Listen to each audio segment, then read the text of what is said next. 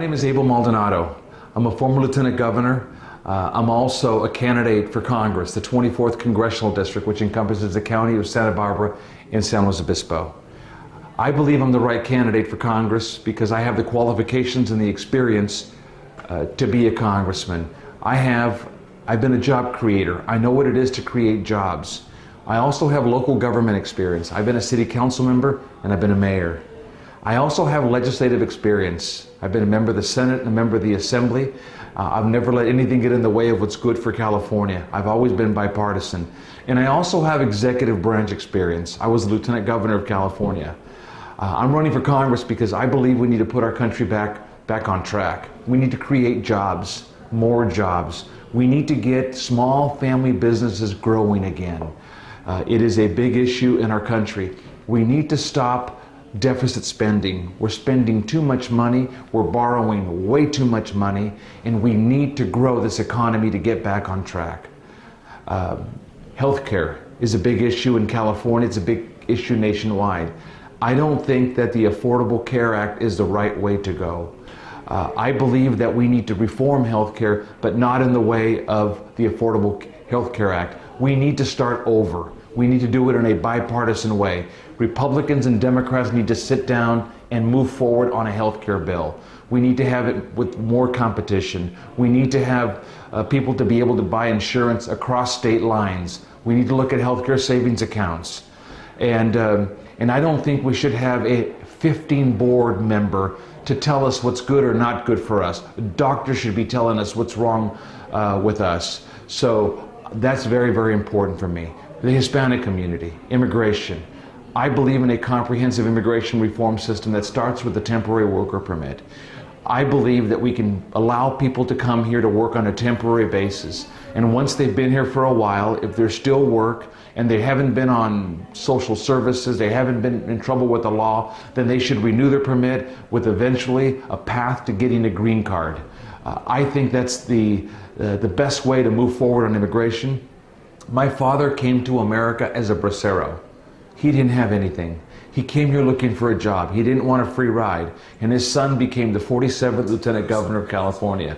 The system worked before. It can work again if we work together. Republicans and Democrats making it happen.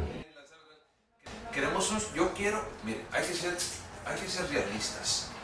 En el Congreso no están los votos para una amnistía. No hay votos.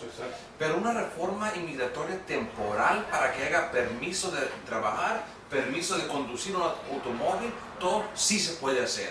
Pero nadie tiene, como dice mi papá, los pantalones para salir y decir, se tiene que hacer esto, pero ya. I hope that young Latinos look at me as someone who has started at the bottom picking strawberries and has become a Lieutenant Governor of California.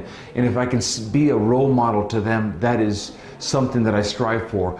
But we need to reach out to everybody across the county to make sure that they get out and vote. Latinos need to vote.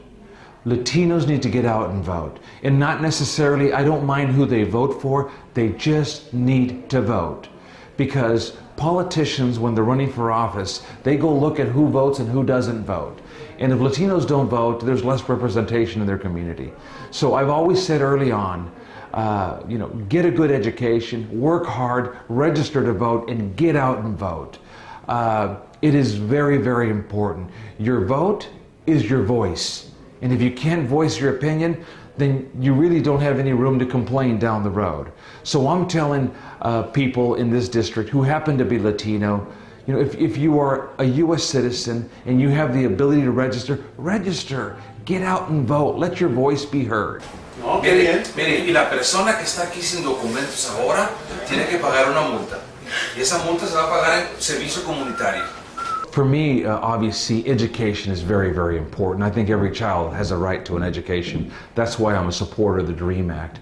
Anytime we have a young child who wants to go off and serve our country in the armed forces, or we have a child who's been here for 10 or 15 years, and that child has no clue of what their status is on the basis of immigration, we should support them with an education. They are the future engineers, future lieutenant governors, future congressmen and congresswomen. Education is very important. I'm still asking every day. I ask the Latino community to vote, to get out and vote and to register, because your vote is your voice. It's very, very important, and it's something that I continue to tell everybody, but obviously the numbers are lower in the Hispanic community. Get out and vote. It's very, very important to voice your opinion. $3,000-4,000 tienen que pagar para cruzar la línea. Llegan aquí, si les va bien. Llegan aquí, tienen que pagar renta, carro, raite, coyote. Trabajan 3 o 4 meses y no hay dinero. Mi papá me dice, hijo, mi primer chequecito a la bolsa, la mitad para mi mamá y la mitad a la bolsa, la primera semana. Y yo no sé por qué es un miedo los dos partidos. Ahora oí que es que el presidente ya dijo que quiere una reforma migratoria. Por favor, la queríamos desde hace ¿cuántos tiempos?